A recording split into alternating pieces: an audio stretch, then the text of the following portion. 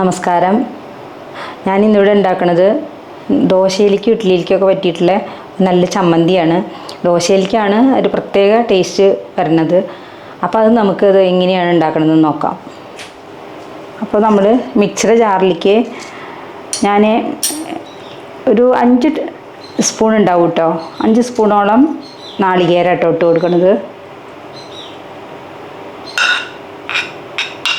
പിന്നെ ഇതിലേക്ക് നമുക്ക് 2 വറ്റൽമുളക് ഇട്ട് കൊടുക്കുന്നുണ്ട്. അതൊന്ന് പൊട്ടിച്ചിട്ടിട്ട് കൊടുക്കുകയാണ്. പിന്നെ ഒരു ചെറിയൊരു പുതിനയുടെ കഷ്ണം കേട്ടോ. അതിൻ്റെ ടേസ്റ്റ് ഇഷ്ടമുള്ളവർക്ക് ഇട്ട് കൊടുക്കാം, നല്ല ടേസ്റ്റാണ് കേട്ടോ.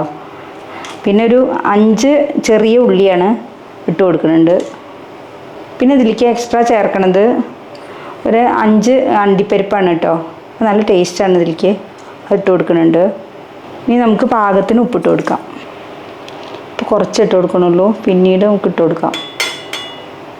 പിന്നെ കുറച്ച് വെള്ളവും ചേർത്ത് കൊടുക്കാം കേട്ടോ. ഇനി ഞാനിത് നന്നായി ഒന്ന് അരച്ച് വരട്ടെ കേട്ടോ. അപ്പോൾ നമ്മുടെ ചമ്മന്തി ഇവിടെ ശരിയായിട്ടുണ്ട് കേട്ടോ, നന്നായി അരച്ച് കൊടുത്തിട്ടുണ്ട്. അപ്പോൾ ഇനി നമ്മളിത് പാത്രത്തിലേക്ക് മാറ്റാം കേട്ടോ. അപ്പോൾ നമ്മുടെ വളരെ ടേസ്റ്റി ആയിട്ടുള്ള ചമ്മന്തി ഇവിടെ ശരിയായിട്ടുണ്ട്. ഇത് ദോശയിലേക്കൊക്കെ നല്ല ടേസ്റ്റാണ് കേട്ടോ. അപ്പോൾ എല്ലാവരും ഒന്ന് ട്രൈ ചെയ്ത് നോക്കുക. എന്നിട്ട് അഭിപ്രായങ്ങളൊക്കെ കമൻറ്റ് ബോക്സിൽ എഴുതണം.